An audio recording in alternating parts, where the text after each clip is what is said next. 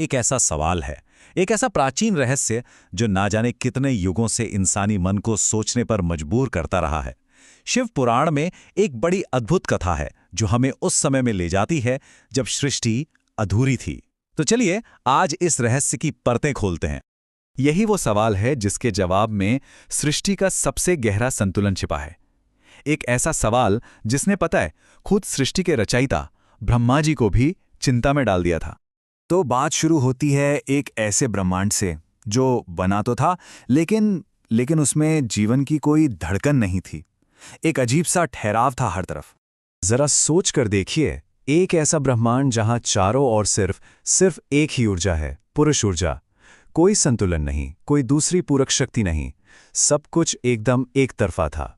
अब जब कोई सृजन ही नहीं हो रहा, जीवन का कोई फ्लो ही नहीं है, तो फिर सृष्टि आगे कैसे बढ़ेगी?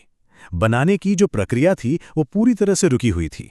मतलब हर तरफ बस एक सन्नाटा था, एक ऐसा सन्नाटा जो बेचैन कर दे, क्योंकि ये इस बात का संकेत था कि जीवन है ही नहीं।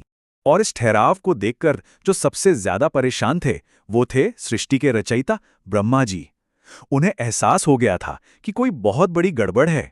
देखिए, उन्होंने अपने मानस पुत्र तो बना लिए, लेकिन कहानी आगे ही नहीं बढ़ रही थी। सृष्टि का विस्तार हो ही नहीं पा रहा था। एक अजीब सी शांति थी, मानो जैसे समय ने खुद को ही रोक लिया हो। और तब ब्रह्मा जी को समझ आया कि असल में कमी कहाँ है।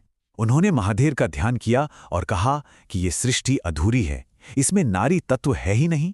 ये पुकार सिर्फ एक प्रार्थना नहीं थी, ये ब्रह्मांड के एक बहुत जरूरी नियम की पहचान थी। ब्रह्मा की ये पुकार पूरे ब्रह्मांड में गूंज उठी और तब उस सन्नाटे को चीरते हुए एक दिव्य शक्ति का हस्तक्षेप हुआ।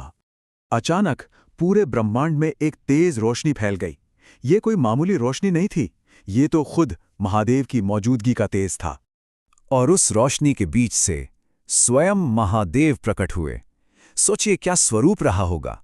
पूरे शरीर पर भस्म, जटाओं से गंगा की धारा बह रही है और आंखों में तो जैसे पूरे ब्रह्मांड का राज छिपा हो। और फिर उसी पल महादेव ने अपनी योग माया से कुछ ऐसा किया जिसने सृष्टि की किस्मत को हमेशा हमेशा के लिए बदल कर रख दिया। उन्होंने किसी और को नहीं बनाया, नहीं, बल्कि खुद को ही दो हिस्सों में बांट दिया। मतलब जो जवाब ढूंढा जा रहा था वो कहीं बाहर था ही नहीं, वो तो उन्हीं के अंदर मौजूद था। और जो स्वरूप सामने आया वो सचमुच अद्भुत था। दाहिना हिस्सा पुरुष का यानी स्वयं शिव का, और बायां हिस्सा एक दिव्य ममता से भरी 16 श्रृंगार किए हुए एक परम नारी का। ये था अर्धनारीश्वर का वो पावन रूप। ब्रह्मांड ने पहली बार मां को देखा था और सृष्टि को अपना संतुलन मिल गया था। और इस रूप ने एक बहुत गहरा संदेश दिया। ये जो कहा जाता है कि शिव बिना शक्ति के शव हैं, ये सिर्फ एक लाइन नहीं है, ये एक ब्रह्मांड का सच है कि शिव और शक्ति वो कभी अलग हो ही नहीं सकते। एक के बिना दूसरा अधूरा है, शक्तिहीन है। तो जैसे ही ये दिव्य रूप प्रकट हुआ, मानो पूरी सृष्टि में एक नई जान आ गई। जो ब्रह्मांड अब तक खामोश पड़ा था वो जाग उठा। तो हुआ ये कि महादेव के उसी बाएं हिस्से से आधी शक्ति प्रकट हुई। उन्होंने ब्रह्मा जी को सृजन की वही शक्ति दी जिसकी अब तक कमी थी। और बस फिर क्या था, उसी पल से जन्म और मृत्यु का पहिया घूमने लगा, जीवन में रफ्तार आई और वो रुका हुआ ब्रह्मांड फिर से जी उठा। तो ये जो कहानी है ना, ये सिर्फ एक पौराणिक कथा नहीं है।